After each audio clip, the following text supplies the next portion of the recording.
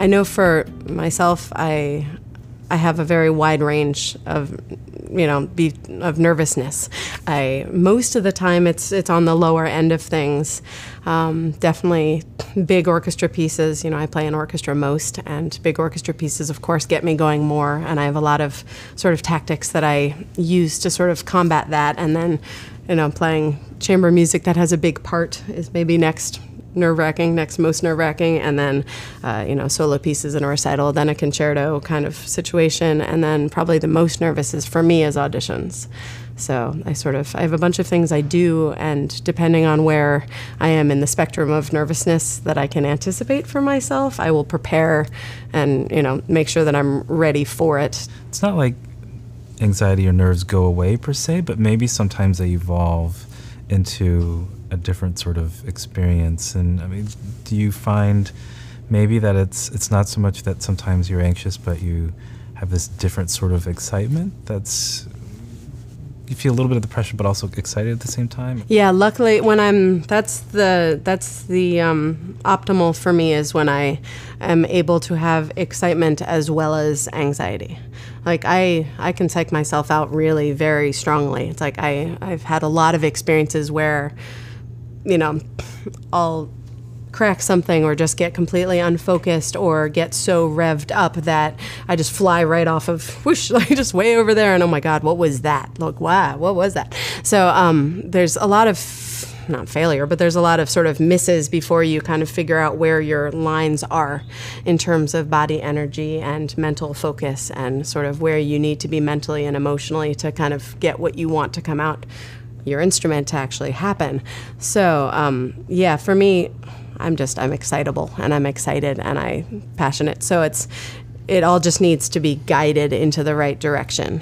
But the anxiety thing usually comes with me when I'm feeling unprepared or self-conscious or weakened by something. Either my chops don't feel good, I'm feeling sick, I just came off of an injury, I don't feel, like quite there. Sometimes you just have to talk yourself up and get yourself into the mindset where the excitement can override the anxiety. So sometimes I'll just try, a different way of breathing or a different way of supporting, or I'm going to try to do more of a crescendo here. I'm going to try to do a different, phrasing on this passage than I did last night, just to sort of make it so that it's a positive musical experience. So I'm using the adrenaline and excitement of what we do rather than kind of letting it turn into anxiety.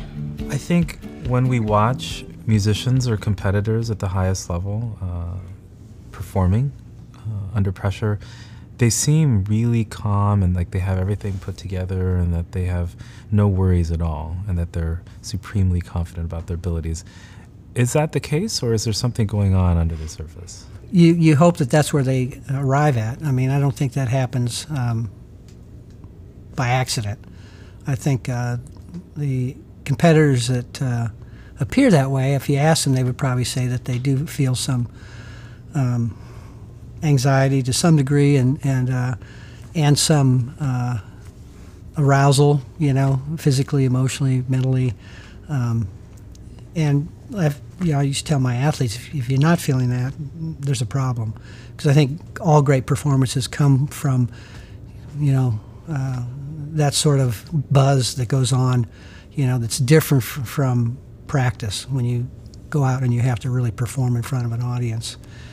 And that's good. I mean, some really terrific things can come from that. I think sometimes it's really important for those big moments to kind of anticipate. I tell athletes, you're going to be nervous. If you're, it's a big meet. If you're going to the Olympic Games, you're going to be, there's 1 billion people watching you, and there's more people in the stands than you've ever seen, something like, 10,000 people. And, we're used to sometimes 200 people in a stand. So know that and then prepare for it. So is the idea, if I'm understanding correctly, to take the smaller meets more seriously then? Because I think it's common for musicians or athletes to, at least for musicians that I talk to go to performance and be like, oh, that one, felt pretty comfortable. I was kind of relaxed. I wasn't too nervous. And then suddenly they get to a really big audition or performance, and it's like, oh, my body was feeling this way, and I was freaking out, and I was panicking, I was nervous, my hands were cold, and I couldn't breathe. And it's like, well, how do I make this performance more calm? But I mean, is the answer to do the opposite, to try to put more pressure on yourself? Absolutely. To make, they may be meaningless, but they're stepping stones. They're a means to an end, and the end is to perform well. So you have to take every time you step up, because the only thing that you can control is yourself and the things that you can do. And so if you stay with that, you can stay focused. And I think a lot of that final performance really is impacted by what you do leading up to that. And so that if you're in the zone on all those little things leading up, and if you're at a competition for 2 or 3 days, for a week, it really matters, because you get in the zone and you stay there. But I can remember I had a kid, we were in U.S. National Championship, and he's on the 1 meter board, and in a diving meet there's like 1 meter, 1 meter, 3 meter, 3 meter, 5, 7, 10, and he's supposed to be focused on his diving. So I look over and he's like this, watching the 1 meter, then the other 1 meter, then the 3 meters, and the 3 meters, and the 5 meter, and he's all over the place. I said, come over here.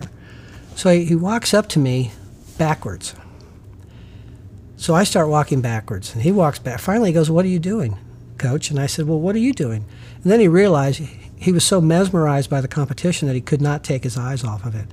And and then he kind of went like this, because he knew that wasn't what he was supposed to be doing. So it's difficult, if you start doing something like that, it really takes away. And attentional focus is limited, right? We can only attend to so many things. So if we're attending to everybody else's business, we aren't attending to what we can do. And so I think that, really great performances come from being focused just on yourself, and being aggressive and doing the things you want to do.